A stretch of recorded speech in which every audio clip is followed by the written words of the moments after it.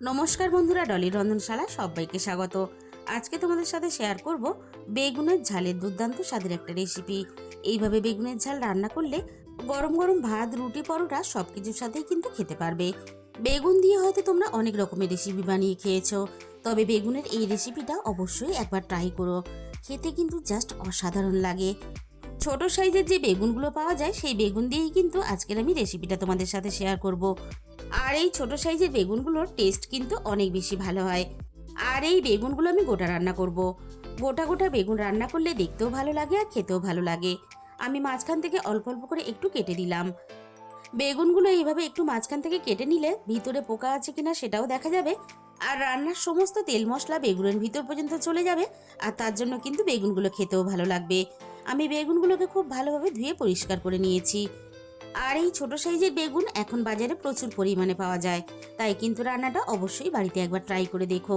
আমি বেগুনগুলোকে রান্নার জন্য রেডি করে নেব। তার জন্য আমি স্বাদ মতো লবণ আর অল্প একটু হলুদের গুঁড়ো দিয়ে দিলাম। তবে তোমাদের ইচ্ছে হলে বড় সাইজের বেগুন দিয়েও কিন্তু রান্নাটা করতে পারো। লবণ আর হলুদটা আমি বেগুনের গায়ে খুব ভালোভাবে ঘষে মেখে নিয়ে এবার আমি বেগুনের ভিতরে লবণ হলুদটাকে খুব ভালোভাবে ঘষে ঘষে মাখিয়ে নিলাম।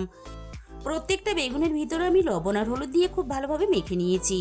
বেগুনগুলো আমি একটা সাইডে রেখে দিয়ে এবার আমি রান্নার দিকে চলে এসেছি। প্রথমে আমি কড়াইয়ের মধ্যে প্রয়োজন মতো তেল দিয়ে দিলাম। তেলটা খুব ভালোভাবে গরম করে নিয়ে এবার একটা মশলা বানিয়ে নেব। এখানে আমি এক মুঠো কাঁচা বাদাম নিয়েছি, একটা বড় সাইজের পেঁয়াজকে আমি ছোট ছোট টুকরো করে কেটে নিয়েছি, আর নিয়েছি একটা বড় সাইজের টমেটো। এবার আমি এগুলোকে একসাথে হালকা করে একটু ভেজে নেব। 3-4 মিনিটের মতো একটু নাড়াচাড়া করে ভেজে নিলেই হবে।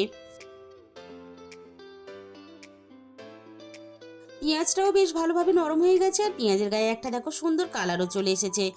টমেটোও নরম হয়ে গেছে আর বাদামগুলোও ভাজা হয়ে গেছে।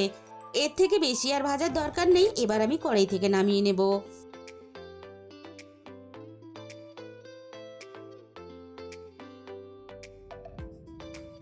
এবার আমি বেগুনগুলো ভাজার জন্য তেলের মধ্যে দিয়ে দিলাম।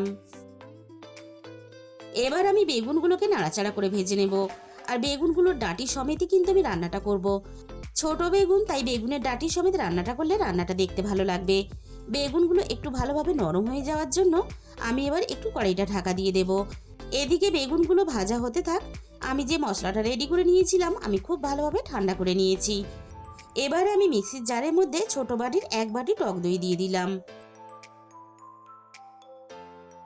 টক দইয়ের সাথে আমি টক দইয়ের বাটি ধুয়ে অল্প একটু জল দিয়ে দিলাম।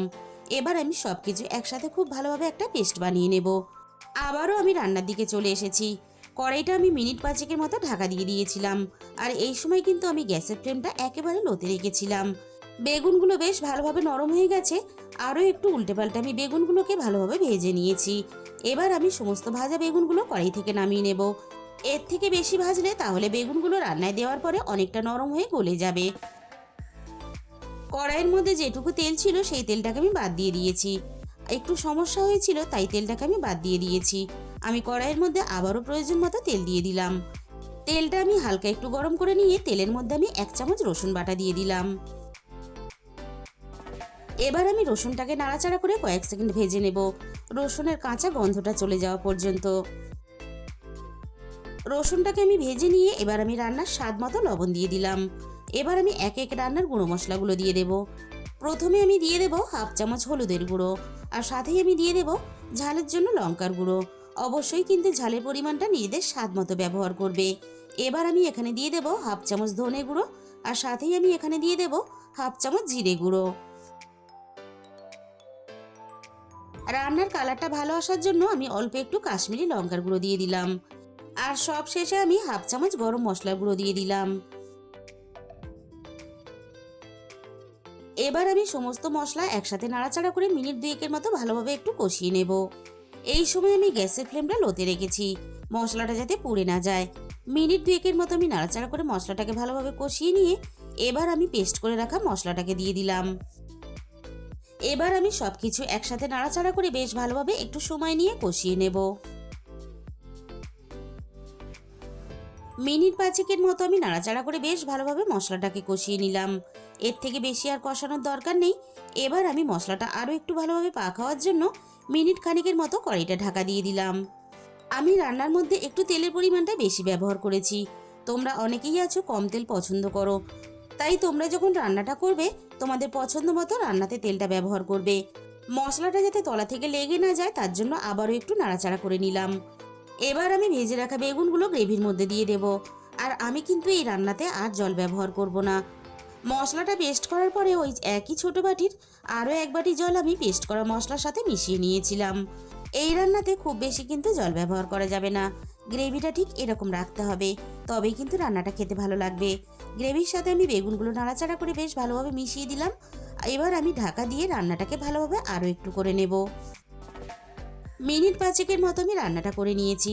বেগুনগুলো দেখেই বুঝতে পারছো বেশ ভালোভাবে নরম হয়ে গেছে। এর থেকে বেশি আর রান্না করার দরকার নেই। বন্ধুরা, তোমরা যদি এইভাবে কখনো বেগুন রান্না করে না থাকো তাহলে বাড়িতে একদিন হলেও তোমরা ট্রাই করে দেখো, খেতে কিন্তু জাস্ট অসাধারণ লাগে। এবার আমি তোমাদের খুব কাছে থেকে একটা প্লেটের মধ্যে পরিবেশন করে দেখিয়ে দেব। রান্নাটা দেখতে কতটা লোভনীয় হয়েছে সেটা তোমরা কিন্তু দেখেই বুঝতে পারছো। তাহলে বন্ধুরা, আজকের এই রেসিপিটা ভালো লাগলে ভিডিওতে একটা লাইক করে দিও, আর নিজেদের বন্ধুদের মধ্যে শেয়ার করে দিও, আর কমেন্টের মাধ্যমে জানিও তোমাদের কেমন লাগলো। আর যে সমস্ত নতুন বন্ধুরা এখনো পর্যন্ত আমার চ্যানেলটা সাবস্ক্রাইব করোনি, এরকম নতুন ঘরোয়া সহজ রেসিপি পেতে আমার চ্যানেলটা সাবস্ক্রাইব করে আমার পাশে থাকার অনুরোধ রইল।